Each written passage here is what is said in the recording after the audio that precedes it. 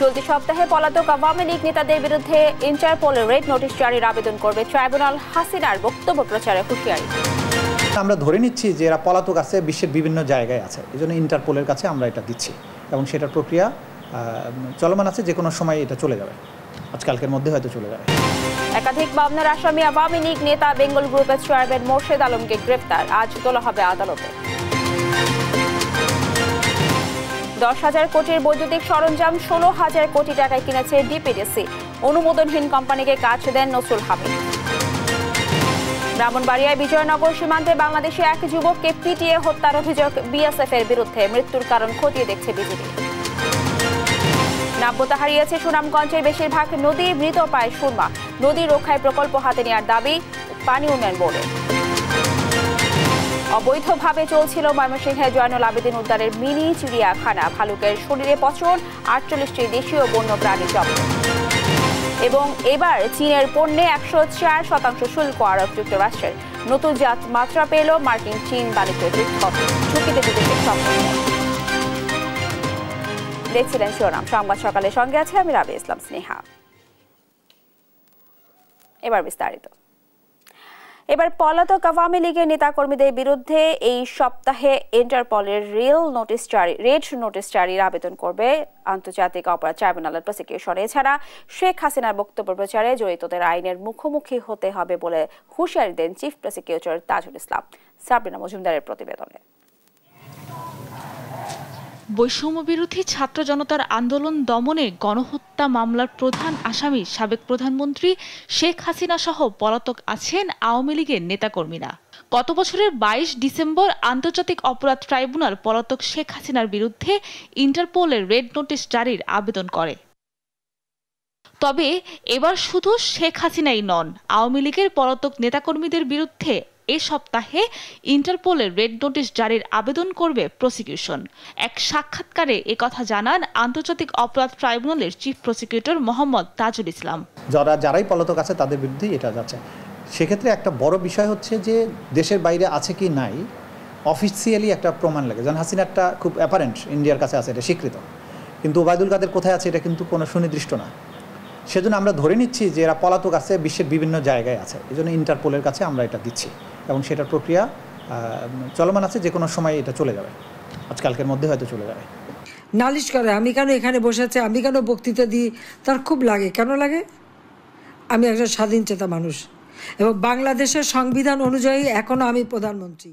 সামাজিক যোগাযোগ মাধ্যমে এখনো ঘুরছে পলাতক শেখ হাসিনার বিদ্বেষমূলক বক্তব্য।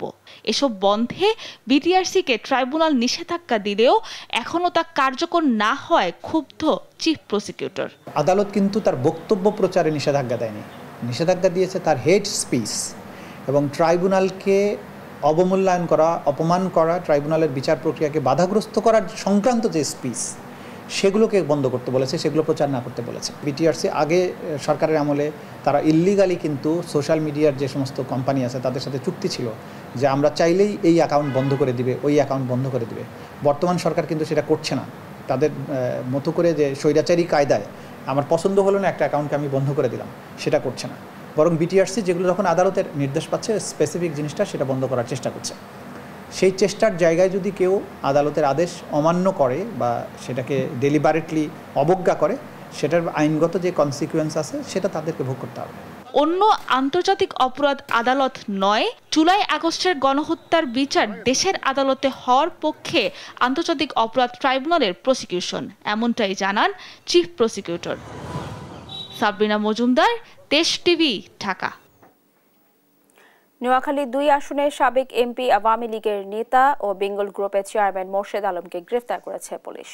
মঙ্গলবার রাতে রাজধানী গুলশান 2 থেকে তাকে গ্রেফতার করে ঢাকা মহানগর গোয়েন্দা পুলিশ। অতিরিক্ত পুলিশ কমিশনার রেজাউল করিম মল্লিক জানান, একাধিক মামলার আসামি সাবেক সংসদ সদস্য ও বেঙ্গল গ্রুপের চেয়ারম্যান মোর্শেদ আলমকে গুলশান এলাকা থেকে গ্রেফতার করা হয়েছে। তাকে রিমান্ডের আবেদন করে আজ আদালতে সোপর্দ করা হবে। তিনি 3 বারের সংসদ সদস্য, বেসরকারি টেলিভিশন চ্যানেল RTVর চেয়ারম্যান, মার্কেন্টাইল ব্যাংকের চেয়ারম্যান এবং ন্যাশনাল লাইফ ইন্স্যুরেন্সের পরিচালক ছিলেন।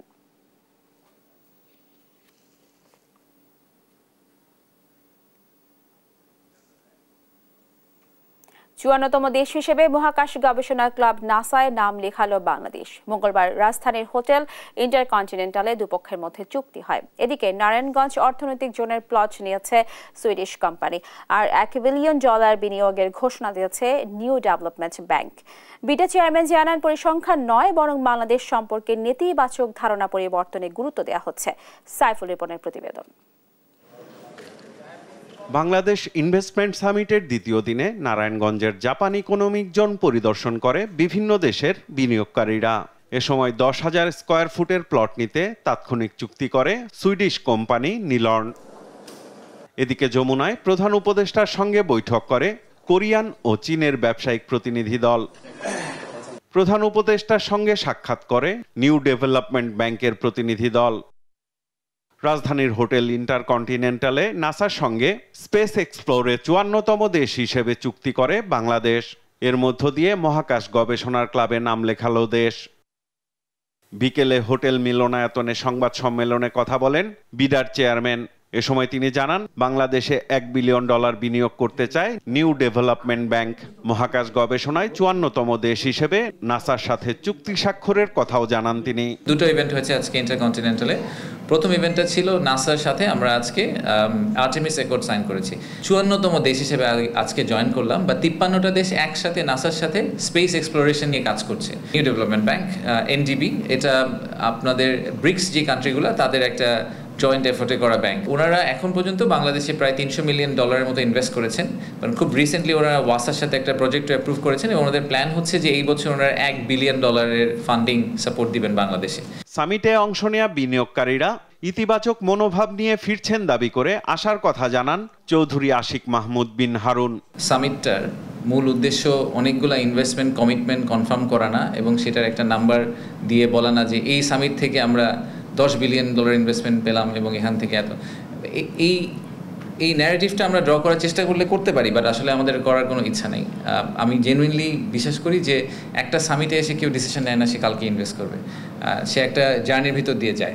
তো সেই জার্নিতে আমাদের আসলে এই সামিটের উদ্দেশ্যটা হচ্ছে যে বাংলাদেশ সম্বন্ধে তাদের যে নেগেটিভ একটা ভিউ তৈরি হয়েছে অনেক পাস্টের, আমাদের পাস্ট হিস্ট্রির কারণে, সেই ভিউটাকে ভেঙে দেওয়া এবং এই বাংলাদেশ যে একটা নিউ বাংলাদেশ, সেই আন্ডারস্ট্যান্ডিংটা তাদের মধ্যে ইনস্টিল করা। বিনিয়োগ উন্নয়ন কর্তৃপক্ষের চেয়ারম্যান বলেন, বর্তমান সরকারের সংক্ষিপ্ত সময়ে বিনিয়োগের প্রতিবন্ধকতার সব সমস্যা সমাধান করতে না পারলেও তালিকা ধরে সব সমস্যার সমাধানে কাজ চলছে। সবগুলা প্রবলেম রিজলভ হবে না, এটা আশা করাও উচিত না আমাদের যে সবগুলা প্রবলেম রিজলভ হয়ে যাবে, বাট আমরা খুব স্পেসিফিক 20টা অ্যাকশন আইটেম নিয়ে কাজ করছি এই বছরের জন্য। সেই 20টা অ্যাকশন আইটেম আমরা রিজলভ করার চেষ্টা করব। দেশের বিভিন্ন এলাকায় নতুন অর্থনৈতিক অঞ্চল তৈরিতে সরকারের সব মন্ত্রণালয়ের সঙ্গে সমন্বয় করে কাজ চলছে বলেও জানান বিডার চেয়ারম্যান। আমরা চেষ্টা করছি যে এই একটু স্প্রেড করে আসলে বাংলাদেশে যাতে ইকোনমিক ডেভেলপমেন্টটা হয়, একটা সেন্ট্রালাইজড জায়গায় না হয়। সাইফুল রিপন, দেশ টিভি, ঢাকা। 10,000 কোটি টাকার বৈদ্যুতিক সরঞ্জাম কিনেছে প্রায় 16,000 কোটি টাকায়। সরকারি প্রকল্পে এমন ভয়াবহ লুটপাট করেছে খোদ Dhaka power distribution company DPDC.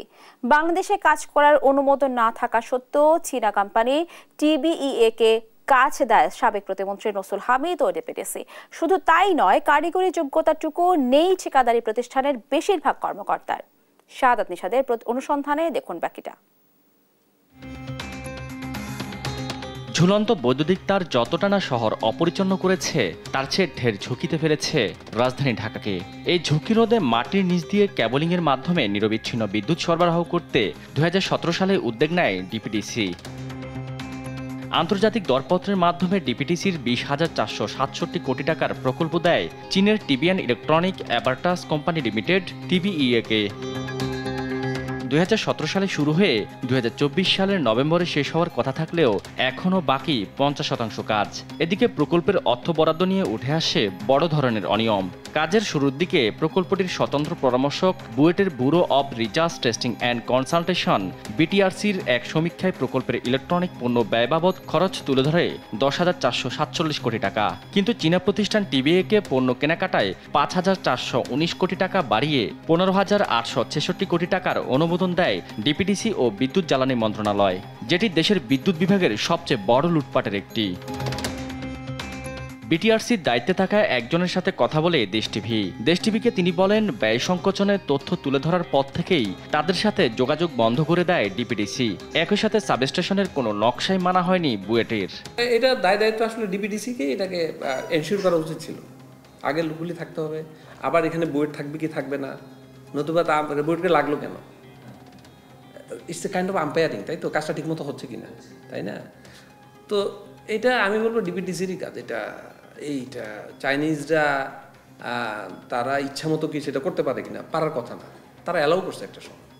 অনিয়মের এখানেই শেষ নয়। খোদ ঠিকাদারির কাজ পাওয়া টিবিএর 37 জন চীনা কর্মকর্তার মধ্যে 22 জনেরই কোনো প্রকৌশলী জ্ঞান নেই। এছাড়া ঠিকাদারি প্রতিষ্ঠান টিবিএর প্রকল্প ব্যবস্থাপকের যেখানে কাজ করতে হলে প্রকৌশলীগত জ্ঞান বা কারিগরি যোগ্যতা থাকা বাধ্যতামূলক, সেখানে প্রকল্প ব্যবস্থাপক শাওজির কারিগরি জ্ঞান শূন্য। এ নিয়ে 2019 সালের 8 জানুয়ারি টিবিএর প্রধান কার্যালয়ে চিঠি পাঠায় ডিপিডিসি, যেখানে স্পষ্ট জানিয়ে দেয় অনভিজ্ঞ এসব লোকদের সরিয়ে অভিজ্ঞদের নিয়োগ দেওয়ার। কিন্তু তৎকালীন এই প্রকল্পের পিডি আব্দুল্লাহ নোমানের প্রত্যক্ষ যোগসাজশে অনভিজ্ঞদের নিয়েই সদর্পে কাজ করে যায় চীনা ঠিকাদার টিবিএ। অভিযোগ ওঠে সে সময়ের বিদ্যুৎ প্রতিমন্ত্রী নসরুল হামিদ বিপু ও প্রকল্পের পিডি আব্দুল্লাহ নোমানকে মোটা অঙ্কের টাকা ম্যানেজ করেই কাজ করে যায় টিবিএ। তাদের ইন্ধনে ধরাকে সরাজ্ঞান করে অনিয়ম দুর্নীতি করে হাতিয়ে নেয় বাড়তি প্রায় 5,500 কোটি টাকা। বিদ্যুতের বড় এই প্রকল্পের মহা দুর্নীতি ঢাকতে তখনকার প্রকল্পের পিডি আব্দুল্লাহ নোমানকে প্রমোশন দিয়ে বানানো হয় ডিপিডিসির ব্যবস্থাপনা পরিচালক। দুর্নীতির সহযোগী ডিরেক্টর ইঞ্জিনিয়ার মোর্শেদ আলমও। প্রতারণার এখানে শেষ নয়। চীনা এসব কর্মকর্তার কারোই নেই ওয়ার্ক পারমিট। বিনা ওয়ার্ক পারমিটেই সরকারকে রাজস্ব ফাঁকি দিয়ে কাজ করে যাচ্ছে এসব কর্মকর্তা। ভয়াবহ তথ্য হচ্ছে 20,000 কোটি টাকার এত বড় প্রকল্পের অফিস কাকরাইলের একটি বেসরকারি হাসপাতালের ছোট্ট এক কক্ষে, যেখানে কোনো অফিসই করে না চীনা নাগরিকরা। অন্যদিকে টিবিইয়ের অফিস হিসেবে ওয়েবসাইটে গুলশান 1-এর এই বাসার ঠিকানা দেওয়া থাকলেও মূলত এখানে বসবাস করে তারা। বিদ্যুৎ উপদেষ্টা বরাবর এক অভিযোগে দেখা যায় আবাসিক এই ভবনকে বাণিজ্যিক হিসেবে ব্যবহার করছে তারা, অথচ বিদ্যুৎ বিল দিচ্ছে আবাসিক হিসেবে। এজন্য 20 লাখ টাকার বিনিময়ে ডেস্কোর চিফ ইঞ্জিনিয়ার এনামুল হককে ম্যানেজ করে টিবিইয়ে। এ নিয়ে ডেস্কোর চিফ ইঞ্জিনিয়ার এনামুল হকের সাথে যোগাযোগের চেষ্টা করা হলেও পাওয়া যায়নি তাকে। অন্যদিকে যোগ্যতা এবং ওয়ার্ক পারমিট না থাকার সত্ত্বেও কিভাবে কাজ করছেন এমন প্রশ্নের উত্তরে প্রকল্পের ব্যবস্থাপক শাওজির সাথে কথা বলতে চাইলে কয়েক দফায় চেষ্টা করেও সম্ভব হয়নি।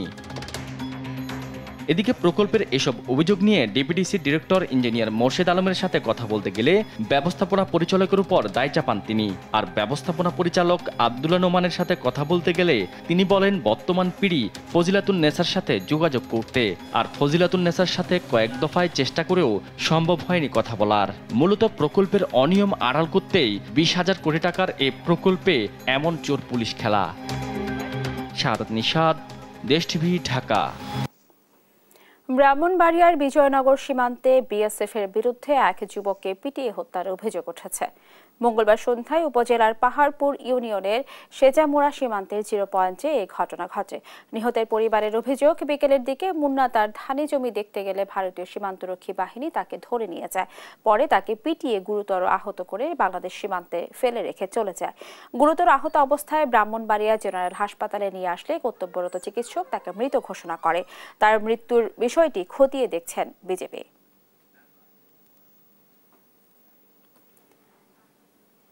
দীর্ঘদিন ধরে পাহাড়ি ঢল, বন্যা ও পলি ভরাটে সুনামগঞ্জে প্রায় সব নদী কম বেশি ভরাট হয়েছে, তবে প্রায় মৃত রূপ ধারণ করেছে সুরমা নদী। নদী রক্ষায় এরই মধ্যে নানা প্রকল্প হাতে নেওয়া হয়েছে বলে জানিয়েছে পানি উন্নয়ন বোর্ড। সহকর্মী শাহবাজউদ্দিন মুন্নার রিপোর্ট, জানাচ্ছেন সালমা জাহান। সুনামগঞ্জের প্রধান নদী সুরমা। 72 কিলোমিটার দৈর্ঘ্যের এই নদীটি সুনামগঞ্জ, শান্তিগঞ্জ, দিরাই ও সাল্লা উপজেলার উপর দিয়ে প্রবাহিত হয়ে নেত্রকোনা ধনু নদীতে মিশেছে। একসময় এই নদী দিয়ে কার্গো জাহাজ, লঞ্চ চলাচল করলেও বর্তমানে পলিমাটি ও বালি পড়ে ভরাট হওয়ায় ডিঙ্গি নৌকা চলাচলই অসম্ভব হয়ে পড়েছে। তলদেশ ভরাট হওয়ায় স্থানীয়রা ধান চাষ, গবাদি পশু চড়ানো সহ খেলার মাঠ হিসেবে ব্যবহার করছেন। শুধু সুরমা নয়, একই অবস্থা জেলার জাদুকাটা, রক্তি, বৌলাই ও পাটলা সহ 106টি নদীর। ফলে 136 কিলোমিটার নৌপথ জুড়ে দেখা দিয়েছে চরম নাব্যতা সংকট। এতে আটকা পড়ে আছে শতাধিক নৌযান। নদীটি দ্রুত খননের দাবি স্থানীয়দের। এটা ভরাট হওয়ার কারণে আমরা আসলে অনেক পানির দুর্ভোগে ভুগছি। আমাদের যে সরকারি টিউবওয়েলগুলো পানি দিচ্ছে না, আর টিউবওয়েলে তো আর আসলে সব কিছু করা সম্ভব না। অনেক গরু ছাগল আছে বা আমাদের গোসল করা লাগে, সব কিছু তো টিউবওয়েলে পসিবল না। আর আমাদের এলাকার মানুষ আসলে অনেক দরিদ্র, যার লাগে অনেক টিউবওয়েল কাটতে পারেন না। আর আমাদের নদীতে যদি পানি থাকে তাহলে আমাদের অনেক সুযোগ সুবিধা ভালো হয়। ই গাং কোথায় নিয়ে আমরা ভালো হইব, আমরা ই গাং বড় নিয়ে আমরা অসুবিধায় গেছি, গোসলের পানি নাই, কিছু নাই। যদি খনন হয় তাইলে এই নদী খনন হলে আমাদের অনেক ভালো হবে, অনেক উপকার হবে। সুনামগঞ্জের প্রতিটি নদী রক্ষায় এরই মধ্যে প্রায় 2000 কোটি টাকার একটি প্রকল্প হাতে নেওয়া হয়েছে বলে জানায় পানি উন্নয়ন বোর্ড। নদী খননের জন্য আমরা প্রকল্প প্রণয়ন করেছি এবং এর দৈর্ঘ্য হচ্ছে প্রায় 443 কিলোমিটার। তো এই প্রকল্পটি বর্তমানে প্ল্যানিং কমিশনে পাঠানো হয়েছে এবং সেখানে যাচাই বাছাই সম্পন্ন হয়েছে। এসব নদী খননে দ্রুত উদ্যোগ নিলে আবারও নৌপথ কেন্দ্রিক ব্যবসা বাণিজ্য জমজমাট হবে, এমন প্রত্যাশা সুনামগঞ্জবাসীর। নিউজ ডেস্ক, দেশ টিভি। দীর্ঘ 8 বছরেও মেরামত হয়নি কুড়িগ্রাম পৌর এলাকার হানাগড়ের মাথা নামে ব্রিজটি। প্রতিদিনই জানমালের ঝুঁকি নিয়ে চলাচল করছে মানুষ, পারাপার হচ্ছে যানবাহন। দুর্ভোগে প্রায় 10,000 মানুষ। সহকর্মী জুয়েল রানার রিপোর্ট, জানাচ্ছেন নুসরাত শোভা। ব্রিজের অর্ধেক অংশই ভাঙা, কাঠ ও বাঁশ জোড়াতালি দিয়ে বানানো হয়েছে পাটাতন। তারই ওপর ঝুঁকি নিয়ে চলাচল করছে মানুষ। এতে প্রায় সময় ঘটছে ছোট বড় দুর্ঘটনা। চিত্রটি কুড়িগ্রাম পৌরসভার হানাগড়ের মাথা ব্রিজের। 2011-12 অর্থ বছরে নির্মাণ করা হয় ব্রিজটি, যার দৈর্ঘ্য 17 মিটার। ব্রিজটি নির্মাণে ব্যয় হয় 1,25,00,000 টাকা। 2017 সালের বন্যায় ক্ষতিগ্রস্ত হয় ব্রিজটি। দীর্ঘ 8 বছরেও হয়নি সংস্কার। স্থানীয়রা ব্রিজটি সংস্কারের ব্যাপারে বিভিন্ন দপ্তরে যোগাযোগ করেও কোনো সুফল পাননি। নিরুপায় হয়ে নিজেরাই তৈরি করেছেন পাটাতন। ঝুঁকি নিয়ে প্রতিদিন যাতায়াত করছেন প্রায় 10,000 মানুষ। এইখানে মোটরসাইকেল যায়, কখন মোটরসাইকেল যেন এই ব্রিজ ভাঙিয়ে পড়ে। খুব রিস্কের ব্রিজে যাতায়াত করতেছে মানুষ।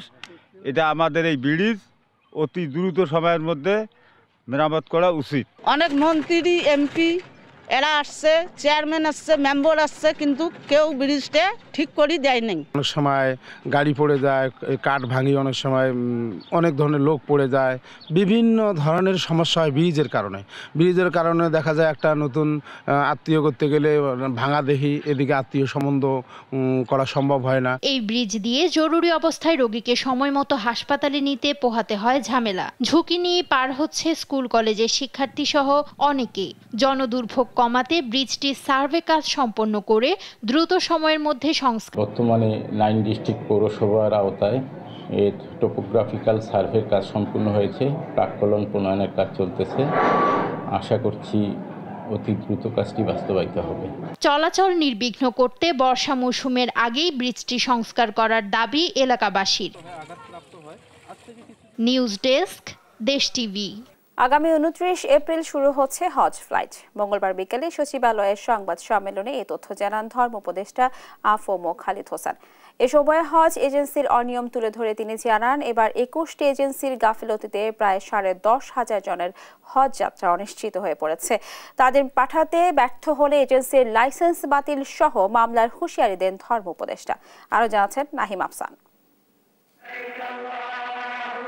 প্রতিবছর হজে অংশ নিতে বিশ্বের বিভিন্ন প্রান্ত থেকে লাখ লাখ মানুষ একত্র হন সৌদির পবিত্র মক্কা নগরীতে। অধিকাংশ মানুষই গিয়ে ওঠেন ভাড়া বাড়িতে, আর এই ভাড়া বাড়ির কাজটি করে থাকে হজ এজেন্সিগুলো।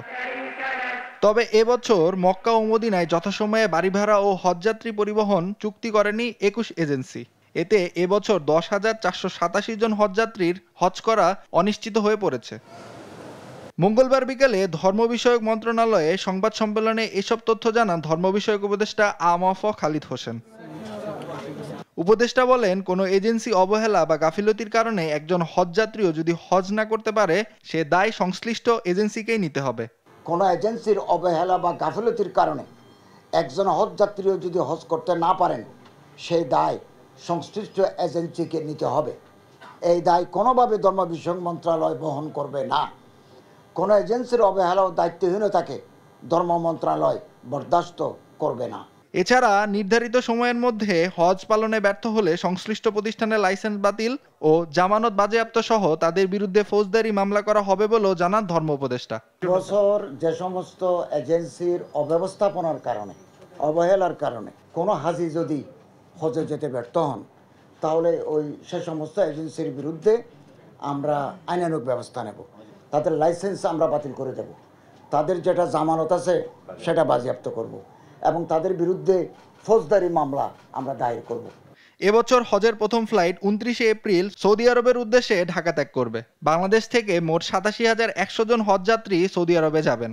এর মধ্যে সরকারি ব্যবস্থাপনায় যাচ্ছেন 5,200 জন, আর বেসরকারি ব্যবস্থাপনায় 81,900 জন হজযাত্রী যাচ্ছেন সৌদি আরবে। নাইম আফসান, দেশ টিভি, ঢাকা। সামাজিক যোগাযোগ মাধ্যমে বিনোদন খুঁজে নেওয়া প্রজন্ম দিন দিন বাড়ছে। তাতে বেশিরভাগ সময় বুঁদ থাকছে তরুণ প্রজন্ম। বিনোদনের নামে ছড়িয়ে দেওয়া নানা অশ্লীলতা সমাজে তৈরি করছে নানা অবক্ষয়। কাজী শাহেদের প্রতিবেদন। বিনোদনের নানা অনুষঙ্গ হয়ে এসেছে সামাজিক যোগাযোগ মাধ্যম। রম্যরসে নানা বার্তা পৌঁছে যেত মানুষের কাছে। এখন সেই টিকটক রিলস হয়ে উঠেছে অশ্লীলতা ছড়ানোর বড় মাধ্যম, আর এতে বেশি জড়িয়ে পড়ছে তরুণ প্রজন্ম। টিকটক ব্যাপারটা আমার কাছে খুবই বিরক্তিকর মনে হয়, কারণ আমি এই অ্যাপের মধ্যে কোনো ভালো কিছু দেখি না, মানে কোনো প্রোডাক্টিভ কাজ এখানে হয় না। পড়াশোনার পাশাপাশি যখন একটু ডিস্ট্রেস কাজ করে, যে হতাশা কাজ করে, অবশ্যই সময় কাটানোর জন্য ওই রিলসটা দেখা হয় বেশিরভাগ। কিন্তু ইদানিং দেখা যাচ্ছে যে বেশিরভাগ সময় অশ্লীল ভিডিওগুলো সামনে চলে আসে। এতে আসে আমাদের মতো ইয়ং জেনারেশন পোলাপানের জন্য একটা খারাপ দিক, এটা থেকে আমরা খারাপ মেসেজই পাই। এটা আপনার আসলে সোশ্যাল মিডিয়াটাকে এখন অপব্যবহার হিসাবে ইয়াং জেনারেশনটা ব্যবহার করা শুরু করে, যেখানে আপনার ধরেন যে অশ্লীল কথাবার্তা, অশ্লীল অঙ্গভঙ্গি দেখাচ্ছে, দিয়ে সোশ্যাল মিডিয়াটাকে একবারে নষ্ট করে দিয়েছে। সামাজিক যোগাযোগ মাধ্যমের এমন আসক্তি মানুষকে অসুস্থ করে তুলছে, তৈরি করছে সামাজিক অবক্ষয়। এ থেকে বাদ যাচ্ছে না পরিবার, সামাজিক জীবনও, বলছেন সমাজ ও মনোবিজ্ঞানীরা। একদিকে যেমন মানুষের চিরাচরিত মূল্যবোধ এবং আদর্শকে অকেজো করে দিয়েছে, ঠিক তেমনিভাবে মানুষ তার নিজের অস্তিত্ব খুঁজে পাচ্ছে না। এর ফলে মানুষ একরকম হতাশা, অ্যাংজাইটি, এই ধরনের মেন্টাল ডিসঅর্ডারে ভুগছে। এখানে যে ইয়াং জেনারেশন এটা তৈরি করছে, এইখানে যে ধরনের মেসেজ দিতে চায়, এটা এক ধরনের সামাজিক অবক্ষয় এবং বিহেভিয়ারাল ডিসঅর্ডার। প্রযুক্তিবিদরা বলছেন টিকটক বন্ধ করা সম্ভব নয়, তবে অশ্লীলতা ও নেতিবাচক প্রভাব থেকে তরুণ প্রজন্মকে রক্ষায় সরকার উদ্যোগ নিতে পারে, উদ্বুদ্ধ করা যেতে পারে ইতিবাচক কন্টেন্ট তৈরিতে। টিকটককে তো আমাদের বাংলাদেশের পক্ষে ব্যান করা সম্ভব নয়, তাহলে আমাদের এই অশ্লীলতা থেকে বাঁচার জন্য কি করতে হবে? আমাদের বাংলাদেশের কমিউনিটি স্ট্যান্ডার্ড নিয়ে টিকটকের সাথে আলোচনা করতে হবে। তারা যেন আমাদের গাইডলাইন ফলো করে তাদের গাইডলাইন রেডি করে। অশ্লীলতাকে বর্জন করেও কিন্তু ভালো মেসেজ দেয়া যেতে পারে। আমি বলছি যে এমন কোনো কিছু না করা যেটা আমাদের চিরায়ত সংস্কৃতির পরিপন্থী, যেটা আমাদের ইয়াং জেনারেশনের উপর নেতিবাচক প্রভাব বিস্তার করে।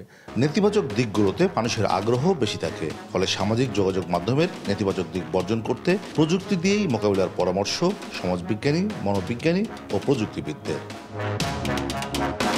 কাজী শাহেদ, দেশ টিভি, রাজশাহী। ভালুকের শরীরে পচন ধরার ঘটনায় ময়মনসিংহ নগরের জয়নুল আবেদিন উদ্যানের মিনি চিড়িয়াখানাটি সিলগালা করা হয়েছে। 12 বছর ধরে অবৈধভাবে চলা মিনি চিড়িয়াখানাটি সিলগালা করে ঢাকার বন্যপ্রাণী অপরাধ দমন ইউনিট। এছাড়াও জব্দ করা হয় 48টি দেশীয় বন্যপ্রাণী। এলাকাবাসী জানায়, সাবেক মেয়র ইকরামুল হক টিটু রাজনৈতিক প্রভাব খাটিয়ে বাণিজ্যিক উদ্দেশ্যে নিজস্ব লোক দিয়ে পরিচালনা করে আসছিলেন চিড়িয়াখানাটি। সহকর্মী ইলিয়াস আহমেদের প্রতিবেদন, জানাচ্ছেন টুম্পা আফরোজ। 2013 সাল থেকে ময়মনসিংহ নগরের জয়নুল আবেদিন পার্কে অবৈধভাবে পরিচালিত হয়ে আসছিল মিনি চিড়িয়াখানাটি। এর তত্ত্বাবধানে ছিলেন সিটি কর্পোরেশনের সাবেক মেয়র মোহাম্মদ ইকরামুল হক টিটুর আস্থাভাজন প্যানেল মেয়র 2 মাহবুবুর রহমান দুলাল। সম্প্রতি চিড়িয়াখানায় ছোট ঘরে বন্দী একটি ভালুকের শরীরে পচন ধরে দুর্গন্ধ ছড়ালে সংবাদ প্রকাশের পাশাপাশি সামাজিক যোগাযোগ মাধ্যমে সমালোচনা শুরু হয়। এতে ঢাকার বন্যপ্রাণী অপরাধ দমন ইউনিট পরিদর্শনে এসে পরিবেশ দেখে ক্ষোভ প্রকাশ করেন। চিড়িয়াখানাটি সিলগালা করার পাশাপাশি 48টি দেশীয় প্রাণী জব্দ করেন।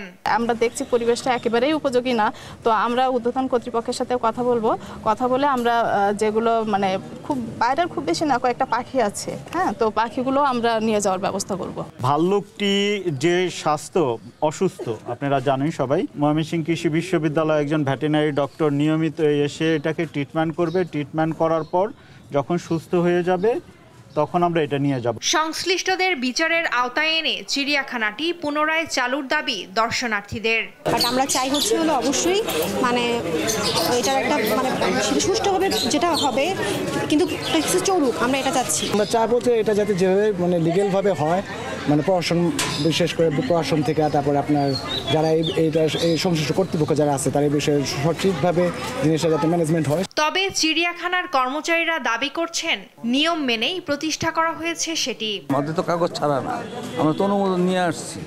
অনুমোদন সব কাগজপত্র দেখতে চান, আপনারা দেখেন কাগজপত্র, কোনো অসুবিধা নেই। মেছো বাঘের মৃত্যুর পর বর্তমানে চিড়িয়াখানায় 23 প্রজাতির 114টি প্রাণী ছিল। নিউজ ডেস্ক, দেশ টিভি। পহেলা বৈশাখ বা বাংলা বর্ষবরণ ঘিরে কোনো নিরাপত্তা ঝুঁকি নেই বলে জানিয়েছেন স্বরাষ্ট্র উপদেষ্টা জাহাঙ্গীর আলম চৌধুরী। শোভাযাত্রা নির্বিঘ্ন করতে সব ধরনের ব্যবস্থা নেওয়ার কথাও জানান তিনি। আরও নিরাপত্তা নিয়ে পারাবাড়ি থাকবে না জানিয়ে সংস্কৃতি উপদেষ্টা বলেন, শোভাযাত্রার নাম কি হবে তা 10 এপ্রিল ঢাকা বিশ্ববিদ্যালয়ের সভায় চূড়ান্ত হবে। আরও জানাচ্ছেন নাফিয়া ফারজানা। বাঙালির প্রাণের উৎসব পহেলা বৈশাখ বা বাংলা বর্ষবরণে চলছে জোর প্রস্তুতি। যদিও পহেলা বৈশাখের শোভাযাত্রার নাম নিয়ে এখনো অনিশ্চয়তা কাটেনি। এমন প্রেক্ষাপটে সচিবালয়ে বসে পহেলা বৈশাখের নিরাপত্তা সংক্রান্ত বৈঠক। স্বরাষ্ট্র উপদেষ্টা জাহাঙ্গীর আলম চৌধুরীর সভাপতিত্বে এতে অংশ নেন সংস্কৃতি উপদেষ্টা মোস্তফা সরোয়ার ফারুকী সহ সংশ্লিষ্টরা। সভা শেষে সংস্কৃতি উপদেষ্টা জানান, এবারের শোভাযাত্রায় বাঙালি সহ 26টি জাতিগোষ্ঠী অংশ নেবে। নববর্ষ শোভাযাত্রার নাম পরিবর্তন হবে কিনা সে বিষয়ে 10 এপ্রিল সিদ্ধান্ত হবে। শোভাযাত্রা করে ঢাকা বিশ্ববিদ্যালয় 10 তারিখে তাদের প্রেস কনফারেন্সে সবাইকে জানাবে। নাম পরিবর্তন যদি করে সেটাও জানাবে, নাম যদি পরিবর্তন না করে সেটাও জানাবে। আর স্বরাষ্ট্র উপদেষ্টা বলেন, এবার আরও উৎসবমুখর পরিবেশ ও বড় পরিসরে বাংলা বর্ষবরণ হবে। এ নিয়ে নিরাপত্তার কোনো ঝুঁকি নেই। সেটার উপরে নির্ভর করে সিকিউরিটি দেওয়া হয়। এখন যদি আগের থেকে, তা আমি বলবো যে এখানে সিকিউরিটি থ্রেট অনেক কম, এই জন্য নিরাপত্তা হয়তো আমরা ওই ক্ষেত্রে হয়তো একটু লিবারেলও করতে হতে পারে। আবার যদি মনে করি যে সিকিউরিটি থ্রেট আরো বেশি, তা আমরা আবার বাড়াইতে হতে পারে। সভায় বর্ষবরণে রমনা বটমূল ঢাকা বিশ্ববিদ্যালয়ের শোভাযাত্রা, হাতির ছিল রবীন্দ্র সরোবর সহ ঢাকা ও ঢাকার বাইরের সব অনুষ্ঠানের নিরাপত্তা নিয়ে আলোচনা হয়। তবে শোভাযাত্রার আগে পিছে নিরাপত্তার বাড়াবাড়ি থাকবে না। নাফিয়া ফারজানা, দেশ টিভি, ঢাকা।